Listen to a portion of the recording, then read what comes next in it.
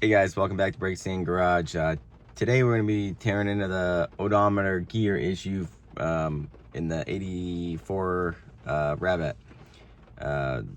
Big issue is the odometer. I took the car for a spin a couple weeks back. It's stuck at 302,000 miles. And the previous owner had been calculating the miles roughly after the odometer failed, and said it should be at 352,220. So I'm going to show you how to take that cluster out. We'll get that pulled out. The only thing tricky about this is the speedometer cable. Just hard to get up under there, I guess.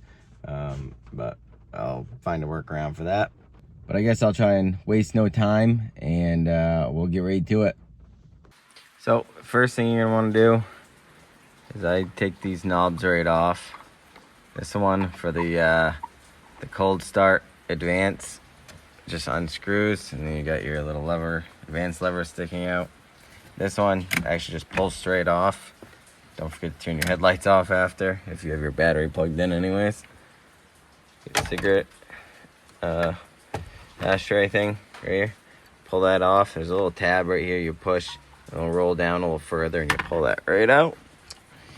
Then you got a couple screws under here. Might not be able to see them, but there's a Phillips, and then two of these small little 7mm. So we're gonna take these three out, and then we should be able to pop this whole dash right out. Might have to take the radio bezel out, and then I think there might be a couple hidden screws in here, but I'll get started on this and see what else I find. We also have these three Phillips 1, 2, and 3 screws. You can access those right from the front. Alright, and now you get 4 screws. Once you get this dash panel off, came out pretty easy. 1, 2, 3, and 4, and that's going to be this 7mm. Now, for this speedometer, there's a cable that comes out the back. I'm going to try reaching it from underneath the dash because I don't want to take any of this old dash apart and risk cracking it or damaging something if I don't have to. And if I can't get it up through there, then I'll take off this Phillips screw right here, and then take this, push the hose out of the way for the heater, and then I can reach up around through here and hopefully reach that speedo cable. Alright guys, I am reaching through here, unscrewing that cable as we speak, and I think I got it out. Okay, so should be able to now pull this right out. Yep, there we go. You gotta be careful of all these ribbons. So this is all ribbon. You don't want to damage that. So I'm gonna get this connector pulled off and pull the rest of this out. There, it's out. So you can see I was reaching through here in a very weird way, and I somehow got my fingers way up in here. I was able to spin this little collar. So that does work. It goes into here and this works. But there's a little mechanism in here, a little gear, probably a little worm gear or something, that when this comes up and it's moving, there's a thing in there spinning, these are supposed to roll. Well, it's been stuck at that number right there for the last about 68,000 miles. So we'll get this inside, get it torn apart, and I'll see you in a few minutes. All right, so to get this thing apart, I want to take this ribbon off. It's like a little, almost like a motherboard, but I need to take all these Phillips screws out, all of these bulbs, these nuts, all of these resistors are going to come off with the panel, so I'm not too worried about that. And then I can, once this is off and out, I can start kind of taking this section off. All right, so I didn't want to disturb that stuff too much, so I undid a bunch of these screws until I could lift this panel a little bit, and then this comes right out, that cover.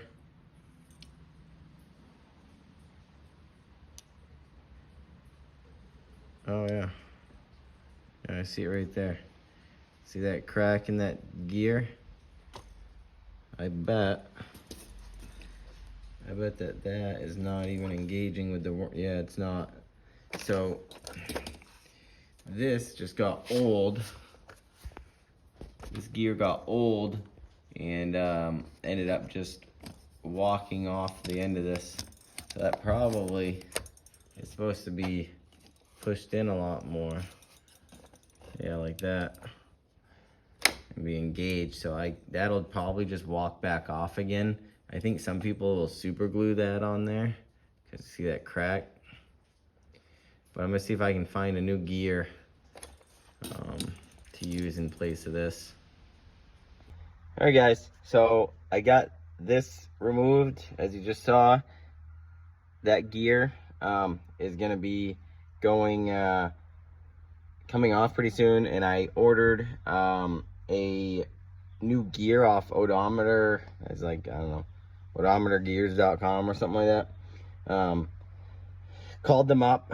I told them what year Volkswagen I had, and he said, "Oh, 21 tooth, right?" And I was like, "Yep." So we, there's several selections, so we knew exactly what I needed. So he gave me some advice on this.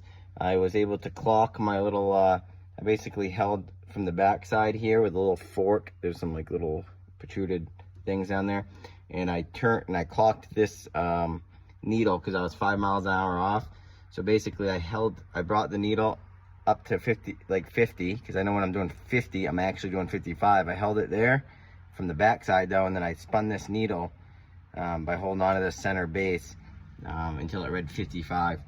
And that just kind of twisted on that little shaft, puts a little less tension on it.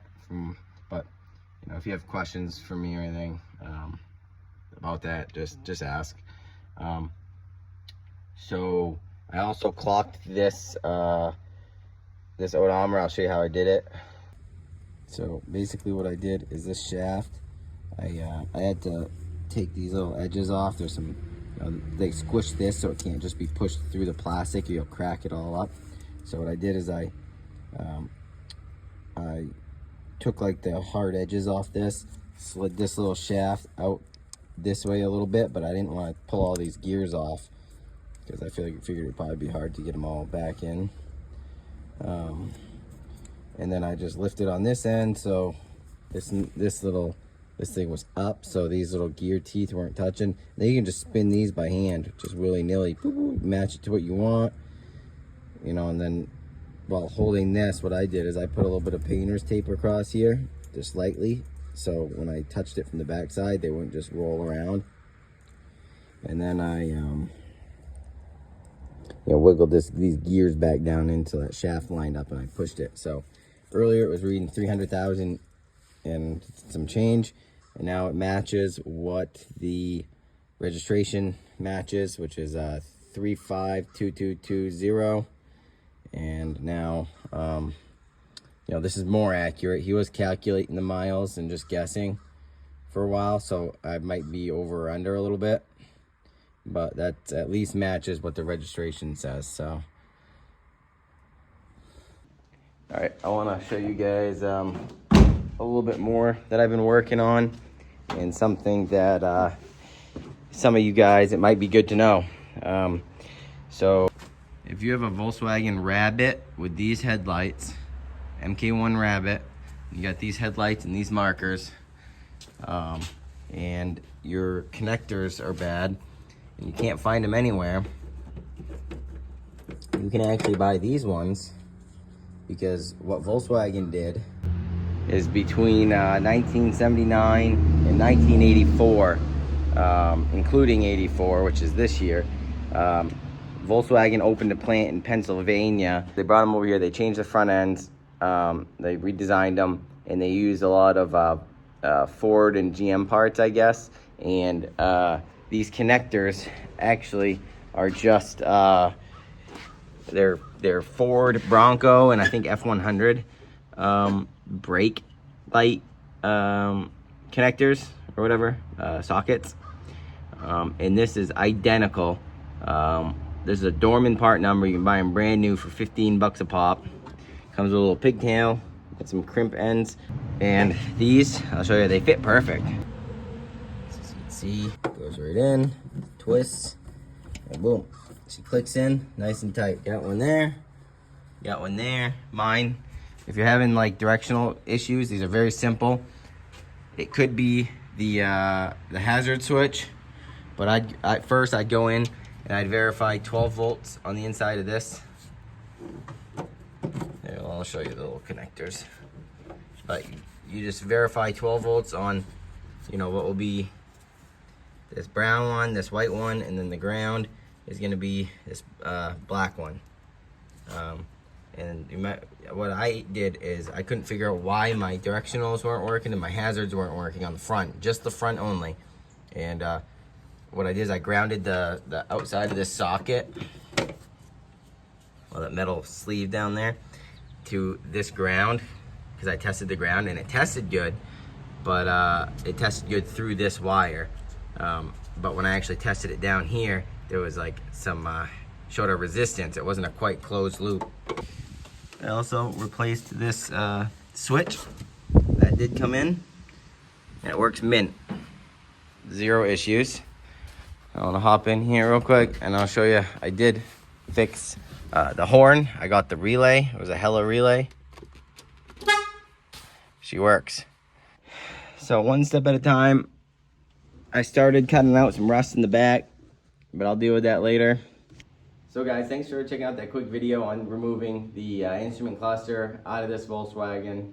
I got a lot of things in the works with this car. Right now it's staying at an NA diesel, but I might throw a turbo diesel in it, and or possibly if I could find a really cheap deal on a VR6, but I know that'll be more pricey. Thanks for watching this short video, and we'll see you on the next one.